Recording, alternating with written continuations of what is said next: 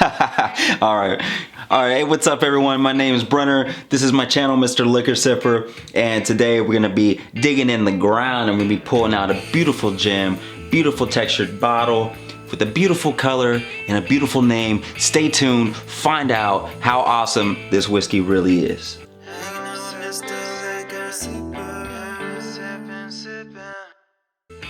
What's up, everyone? Thanks again for tuning in. If you have already hit that like button, kudos to you. If you have not, please hit that like button. I've been going through my analytics. I see that there is actually 96% people that are watching my channel that have not actually even subscribed yet. So, not that you haven't liked, but there's a lot of people that haven't even liked it. So either you really hate this stuff or you're not learning anything from it. If you do, by the time you hit the end of this video, you find something along the way that you found interesting. It was something that you've never known before, or maybe I made you laugh or even just a little bit of a giggle. Please hit the like button and subscribe, because you might be able to get something a little bit later on, further down the line. Because as I learn, you learn, we learn together. That is what Mr. Liquor Sipper is all about. So today we are going to be discussing Four Roses, and this is the small batch select. For those of you that can't see, this is what the bottle looks like, okay? Probably throw some B-roll in there for that. And so now, because I just screwed up, this is the only part you're actually going to see. I'm going to take a sip break. Just relax the mind.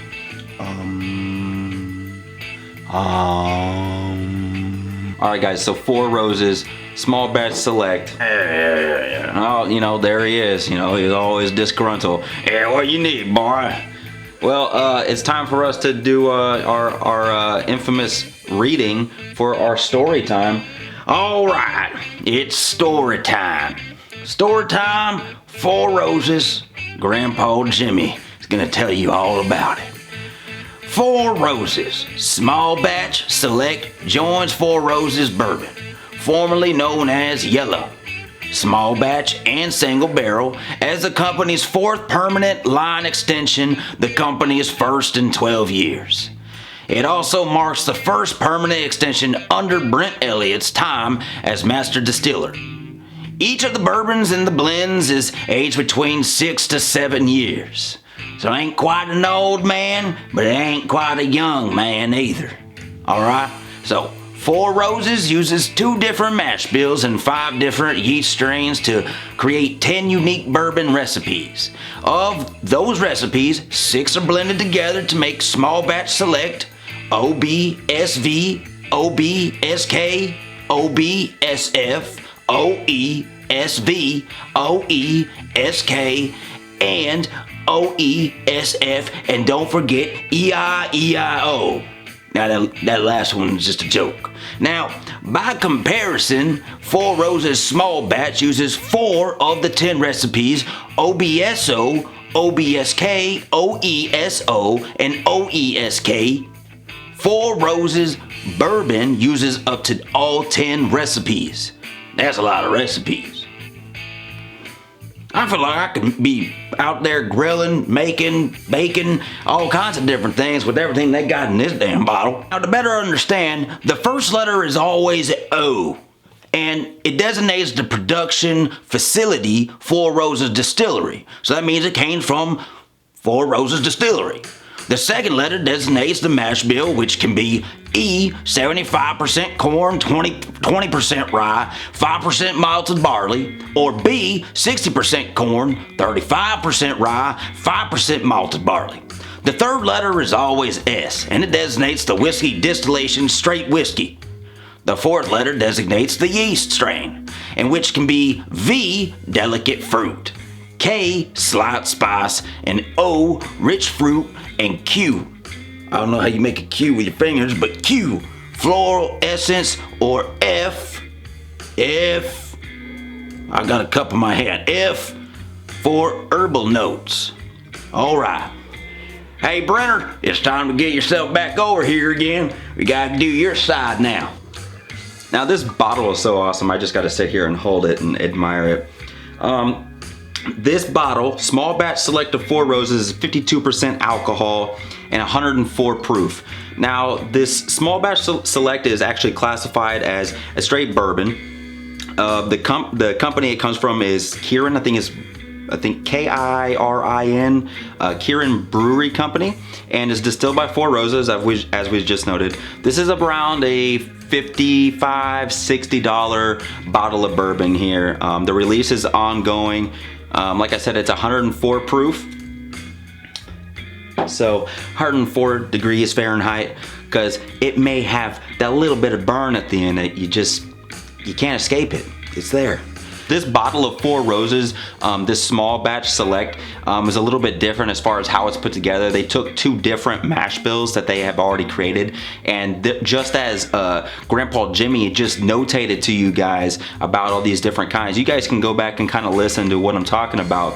So give you guys a little bit of homework, make sure you guys are listening. But we got 2 different types of mash bills that are actually mixed within this. So you got a blend of 75% corn, you got 20% rye, and then 5% malted barley. And then you also have a 60% corn, 35% rye, and then another 5% malted barley. So this thing, I mean, if it's not good, first of all, I've been wanting to get this for months, but it seems like everywhere I've gone, for whatever reason, I don't know if it was just timing or what, but I just could not get this bottle for the life of me. I remember seeing this earlier and I blew it off. However, this bottle is distinguished by itself. I mean, the shape of it's pretty cool. It's nice, it's sleek, it's texturized for these roses here. I'm not sure if you can see it, but it is texturized on the front for this bottle. It has a cool little like gold outline to it. All right, so it's a pretty distinguished bottle, and you're not gonna see another bottle that has it almost engraved rose on the bottle itself. So to me, it's a beautiful bottle.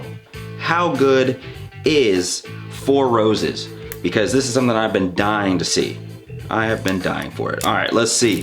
What do we got here? So first, it's just a typical plastic wrap to make sure no one put any, like, you know, cocaine or stuck AIDS inside of it, so you won't get that.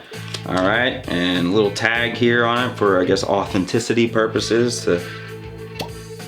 Okay, has a subtle little cork pop to be opened for the first time. Feels good. Nice little pour here. Oh, dude. Normally, you have to kind of either waft to smell it, or you kind of like, you know, hang your nose over the bottle a little bit just to kind of see what's going on with it, or hang your nose over the glass and do a couple little swirls. But just me initially pouring that thing, I could already smell it. It was like I was hanging my nose over like a rose petal or something, I don't know. Nosing for newbies! All right, so let's get this thing kicked off. Oh man, this smells like Ellen DeGeneres' terrible friends, family, working, basically every type of relationship she's ever had. Also smells like 50 Shades of Grey, trying not to be depressed, with a side note of Usain Bolt's tube socks. After he shows Jesus he couldn't walk on water, but he could run on water. This one's a funky smell. You ever hear people say, oh, it smells like sex? Well, it's kind of like Will Ferrell and Zach Galifianakis' dirty clothes hamper had sex with each other, and they produced like a weird preparation H and sex vomit. I don't know if people are gonna want to buy this because of that now. I'm not trying to stop you. Because really, if we're getting serious, this thing smells absolutely great. Now you got some vanilla extract, so it comes off a little bit stronger than a typical vanilla. And then you got some prominent oak and some cinnamon swirl, like I just got, like I just walked out of Cinnabon or something. And then I also get like a 93 octane on that ethanol right there. So not quite 91, not quite 97 or 98, or just, gonna blow your engine up type gas, but you got some ethanol in there. And there's definitely some fruity pebble. No, it's not quite Fruity Pebble, but there's definitely some fruit on this. Now, straight to the palate. Let's see what we got. Okay, so initially, it's like a barky oak first with a slight ethanol that kind of dissipates a little bit. The fruit, everything together kind of overwhelms that ethanol taste or the ethanol smell that I was tasting. So the ethanol taste is less prominent than the ethanol smell that I was getting from it.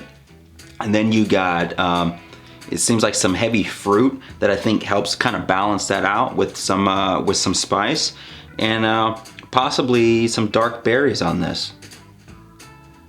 Yeah, there's definitely some berries in this. Super good, actually. I am not at all disappointed. You know, but it is weird because almost every single review I do has been pretty awesome. I can tell you there have been a few that have not quite hit the mark for me personally. And I'm sure we're gonna come across some of them. Like, it was as if somebody said, never mind, we'll save that for another video. So on the finish, there's a sweet, gentle.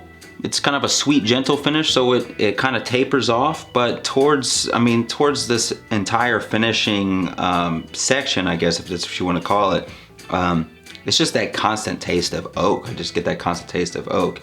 And then also, an interesting thing about this is it gives you that warmth, you know, that warm, familiar warmth that you would get from your grandmother, you know, your favorite grandmother, or maybe your favorite massage lady, or man, maybe. Yeah. So, on that odd, weird note, I don't know, we'll see you next time on the next review, Saturday. So until then, keep sipping.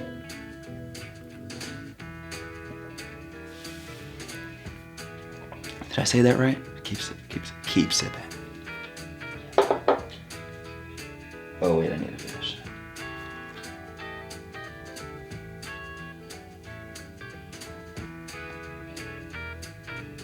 Oh, make sure you freaking like me and stuff and subscribe. Now! Okay, bye.